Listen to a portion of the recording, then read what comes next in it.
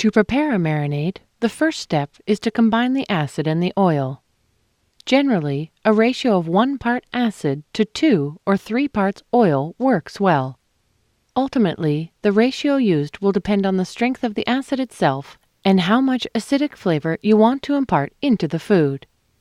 The ingredients can be combined in a bowl or in a jar, much like when making a vinaigrette. In fact, because vinaigrettes consist of a similar acid-to-oil ratio, it is worth noting that they can easily double as marinades.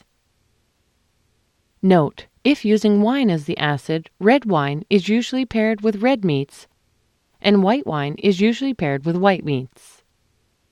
Not only do these combinations pair well in flavor, they will not adversely affect the color of the meat during the marinating process. A chicken breast, for example, that has been marinated in red wine will take on the red color and may not look so appealing. Next, the amount of seasoning you add to a marinade will depend on your tastes and the flavors you are trying to achieve. When preparing the aromatics, note that the smaller they are chopped, the more flavor will be released. The marinade can even be blended for more even distribution.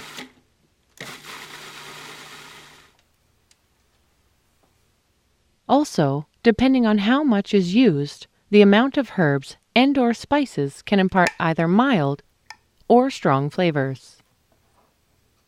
Determining how much salt to add to a marinade can be tricky. Instead of guessing, simply season the ingredient as you normally would before combining it with a marinade.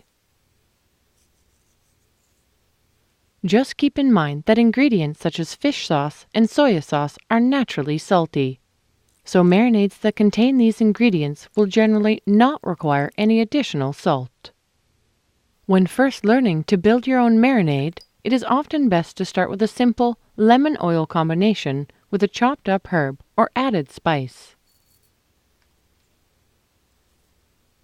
Then build from there.